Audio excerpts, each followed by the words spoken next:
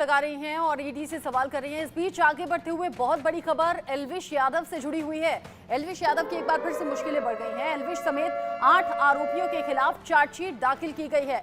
Noida police ने 1200 पन्ने की चार्जशीट दाखिल की है। 24 गवाहों के बयान इसमें अटैच किए गए हैं।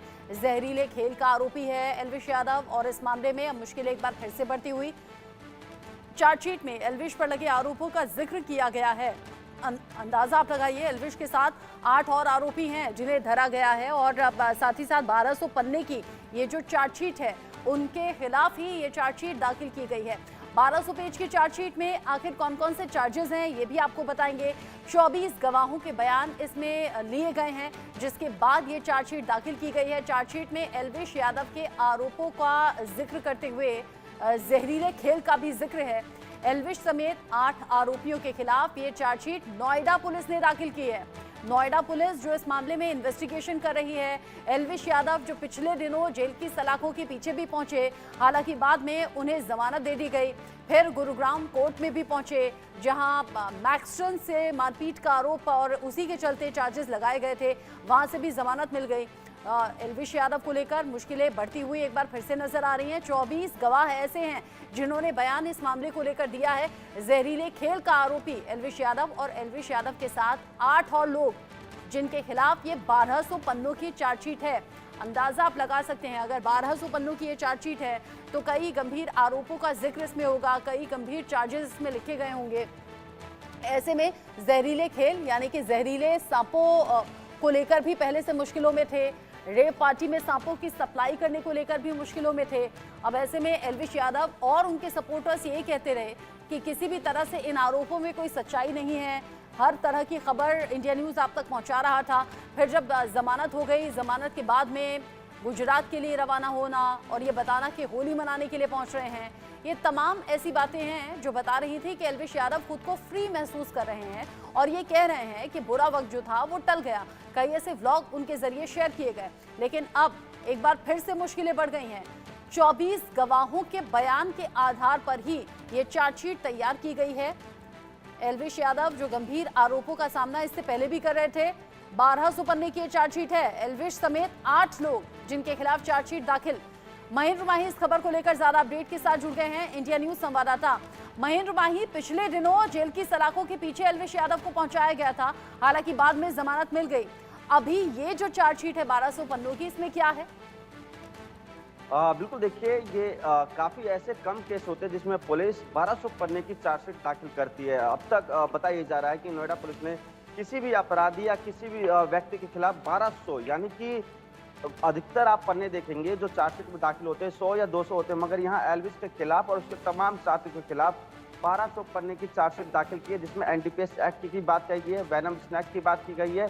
यहाँ तक कि जो नोएडा पुलिस है वो देश विदेश तक इसकी जो जांच करेगी और जो जयपुर में जो लैब था जिसमें वेनम स्नैक की पुष्टि हुई थी, ब्लैक कोबरा और जहर की पुष्टि हुई थी, उस लैब की रिपोर्ट को भी जो चार्जशीट है उस पर लगाई गई है और जो इसके तमाम साथी थे उनके ऊपर भी जो चार्जशीट है लगाई गई है। इसके साथ साथ जो 2 की अन्य गिरफ्तारी हुई थी, विनय और जो एल्विश का सबसे खास दोस्त था विनय, उसके साथ जो सोनू था जो टेंट का काम करता था, उसकी भी गिरफ्तारी हुई थी। तो इन तीनों के खिलाफ भी कई सबूत मिले हैं। नोएडा पुलिस का साफ तौर पर कहना है कि देखिए, हमें वीडियो कॉल पे भी हम जितनी वीडियोस हैं, चाहे इंटरनेट कॉल है या नॉर्मल कॉल है, इनकी लोकेशन है, चाहे नोएडा की बात करें, गुरुग्राम की बात करें, दिल्ली की बात करें, पूरे एनसीआर में तकरीबन ऐसे कई एविडेंस मिले हैं और 1200 पन्ने की जो रिपोर्ट है वो कोर्ट में पेश कर दी गई है। पुलिस का साफ तौर पे कहना है कि देखिए, हमारी जो पूछताछ है वो एल्विश से लगातार जारी रहेगी, उसके साथियों से पूछताछ जारी रहेगी। जितनी वीडियो बनाई गई थी उस पर तमाम जो फॉरेंसिक टीम है वो उस पर जांच करेगी, आखिर किन किन सांपों का इस्तेमाल करते थे। आपको बता दें कि कुछ ही समय पहले जो एल्विश यादव को नोएडा पुलिस ने 17 तारीख को पूछताछ के लिए बुलाया था नोएडा, उससे जाँच के लिए।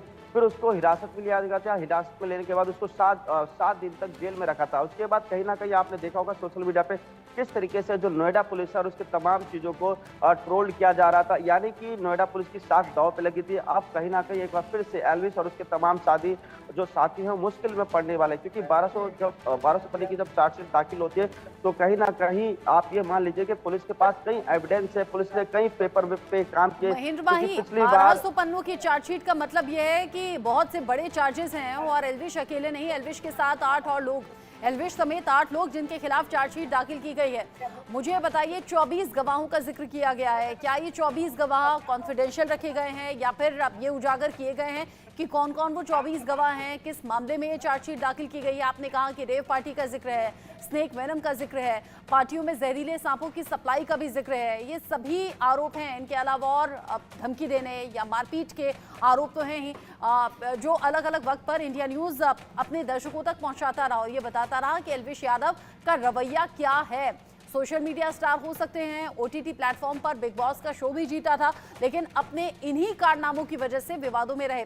1200 पन्नों की चार्जशीट दाखिल करने के बाद अब आगे की कार्रवाई पुलिस क्या कर सकती है? अगला कदम अब क्या होगा?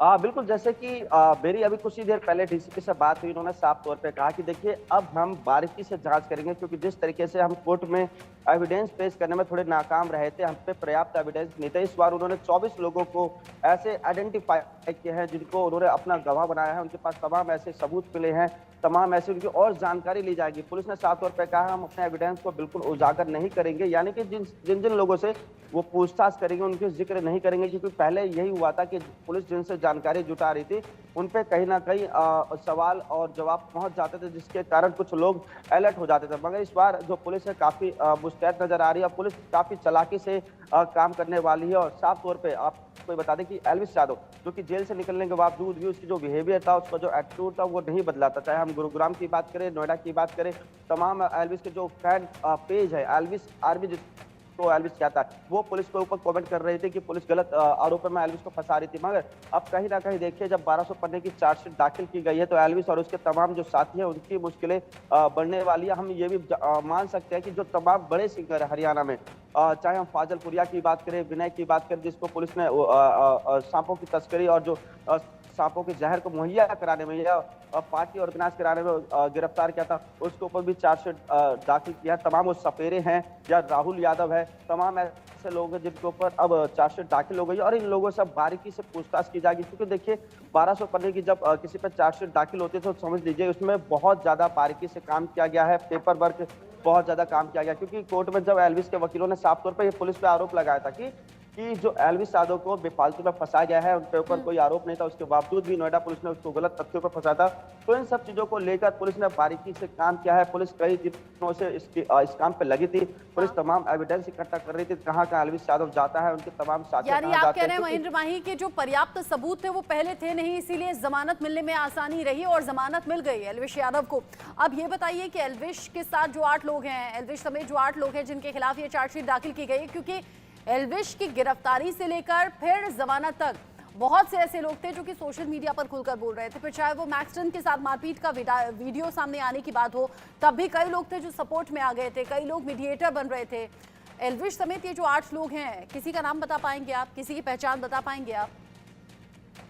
देखिए, क्योंकि एल्विश एक तो खुद एल्विश यादव हो गया, उसके साथ जो विनय है वो हो गया, एक जो 5 सपेरे थे, जिन 5 सपेरों को पुलिस ने गिरफ्तार किया था, जिनके पास सांप मिले थे वो हो गए, और एक सोनू जिसका टेंट का काम था, इन 8 लोगों को पुलिस ने चार्जशीट दाखिल किया। मगर देखिए इसमें इंटरेस्टिंग बात यह है कि अब तक पुलिस तमाम चाहे यूट्यूबर की बात करे उनको पुलिस पूछताछ के लिए नहीं बुलाती, मगर अब जब चार्जशीट दाखिल हो गई है तो तमाम लोगों को जो पूछताछ के लिए पुलिस बुला सकती है, चाहे वो मैक्सटन क्यों ना हो। क्योंकि देखिए मैक्सटन का भी इसमें बहुत बड़ा इन्वॉल्वमेंट है। बार बार मैक्सटन इस केस को, मुझे लगता है जो मेरे इनपुट है, वो केस को हल्का डाइवर्ट करने की कोशिश कर रहा था। जो हमें जानकारी मिल रही थी कि इन्होंने जानबूझ के स्टंट किया ताकि जो मीडिया है या तमाम लोगों का ध्यान हो वहां आकर्षित हो। तो कहीं ना कहीं अब मैक्सटन को भी नोएडा पुलिस बुला सकती है। इसके साथ तमाम जो और सिंगर है, चाहे हम समय कटारिया की बात करें, एल्विश के साथ जो तमाम उनकी टीम घूमती है उनकी बात करें, इन लोगों को भी पूछताछ के लिए नोएडा पुलिस बुला सकती है। और अभी जब हमने डीसीपी से बात की तो उन्होंने कहा देखिए बहुत मुश्किल हुआ था 1200 पन्नों का जब हम चीजें बना रहे थे। यानी ये जो पर्याप्त सबूत जिनकी कमी पहले थी, उन सभी बातों पर तफ्तीश नोएडा पुलिस ने की है और अब साथ ही साथ गवाहों के बयान के आधार पर सबूत इकट्ठा किए गए हैं। 1200 पन्नों की चार्जशीट ये इशारा कर रही है कि मुश्किल उतनी ही बड़ी होगी जितनी ज्यादा पन्नों की चार्जशीट एल्विश समेत 8 लोगों के खिलाफ नोएडा पुलिस ने तैयार की है, दाखिल की है। महेंद्र भाई, नजर आप रखिएगा, आगे जो भी अपडेट होगा इस खबर से जुड़ा हुआ सबसे पहले इंडिया न्यूज के दर्शकों तक हम पहुंचाएंगे आपके जरिए। एक छोटा सा ब्रेक यहां पर ले रहे हैं, लौटेंगे कुछ और खबरों के साथ।